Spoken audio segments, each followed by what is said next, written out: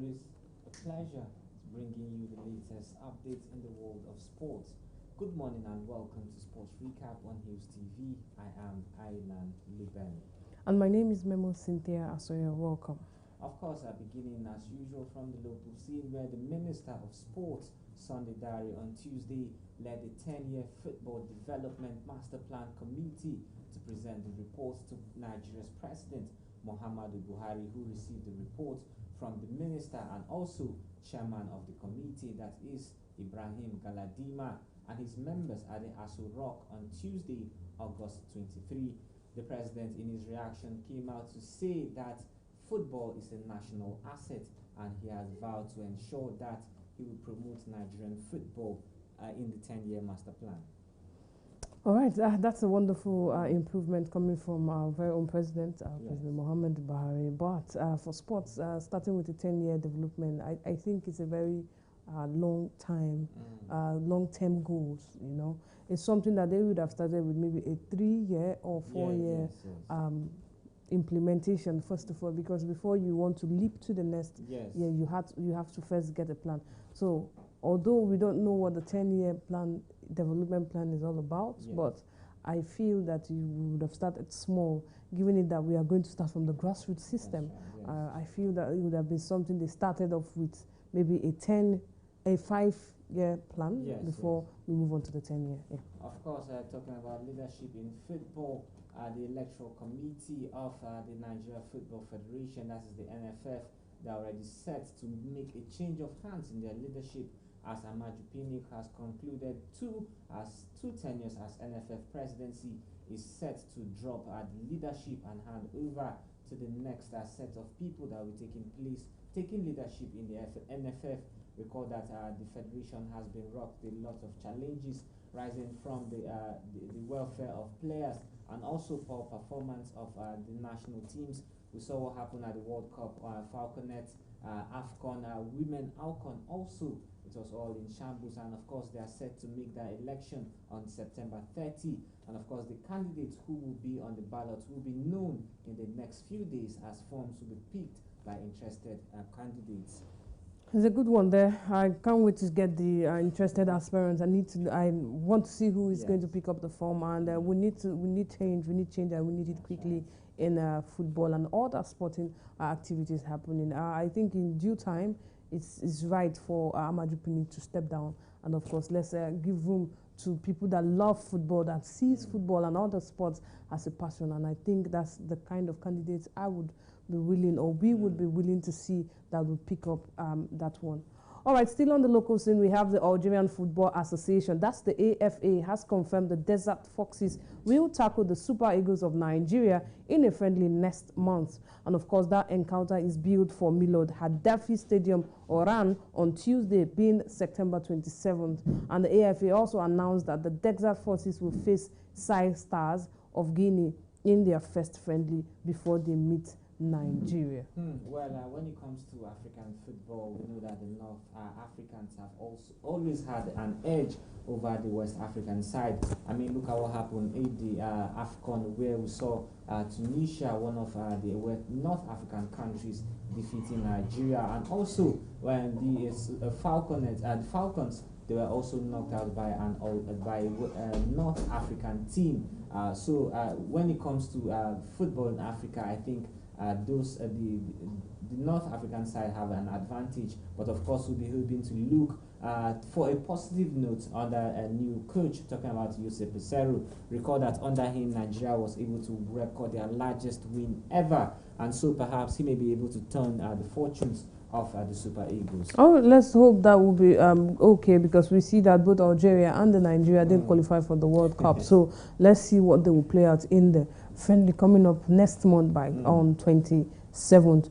Moving up to UFC, where Nigerian Cameron Usman remains the favorite over welterweight champion Leon Edwards, despite losing the title to the Briton on Sunday. Yes, I recall that he lost that one with a very hard kick in the final minutes, and of course that was how he was knocked out. The Nigerian Nightmare was up. He was winning 3-1 on the judges' scorecard, but then Edward and he was expected Edward was expected to lose and Cameroon win in a unanimous decision. But then, from nowhere, that kick to his head, and of course, it knocked him out, and that was how he lost that belt. But I know that he will be coming back, and of course, he would also plan on ways to avert that kind of knockout that puts him on the ground so quickly. Well, that's a very terrible kick. But moving away from mixed martial arts now to basketball, where ahead of the window 4 of the FIBA Basketball World Cup 2023 African qualifiers, the organizers have released the power ranking for the competition. Now 12 teams are competing for 5 places allocated to Africa, and the power ranking reveal the strength of each team and their possibility of securing the ticket. According to the ranking, Nigeria's the Tigers are placed in 5th position, with Sudan, Tunisia, Ivory Coast and Egypt ahead of them. The addition of Tokyo 2020 Olympians are Josh Okogie, Ike Nwamu, Mike Oni, and the return of coach Mike Brown has boosted the Tigers' chances for the next 3 games against Angola, Guinea and Cote d'Ivoire. Now Nigeria has been listed as among the top 5. What is your reaction to this? Well, it's a very good one there, but although Nigeria used to be the second or first of them, but then Mike Brown is back, and of course we expect things to develop, and a lot of this will really move on, and we will see a lot of players, although we saw Cote d'Ivoire after their 2 key players withdrew from the team. It was gathered that the foreign invited players and stormed the team's camp in Abuja, and without the duo of that Matt Costello, it was a very, very wrong one. All right.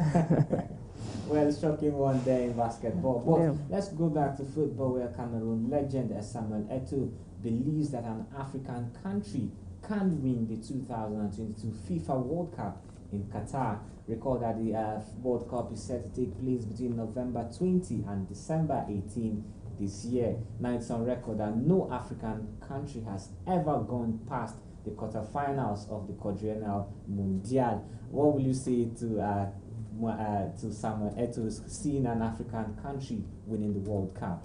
Well, there's a difference between seeing and working towards it. We have countries, although Nigeria not among, Ghana is there. Let's see how it goes. This is a new ground. They have never played in. First of all, is a new ground, new date. Season will be on, and they will go on the international break and go and play the World Cup. This is going to be the ever first one. So, if the African countries can utilize that, because it's a new ground, new environment, new time, they're going to play it in the heat season in Qatar. But of course, there will be air-conditioned stadiums and everything to cool off. But if they can use this new environment, it's going to be that every team will have to adapt to this thing. So whoever adapts quickly, we might just see an African country coming out. All right, still talking about the World Cup, former Germany striker Jürgen Klinsmann has predicted that Argentina will win the FIFA World Cup in Qatar later this year.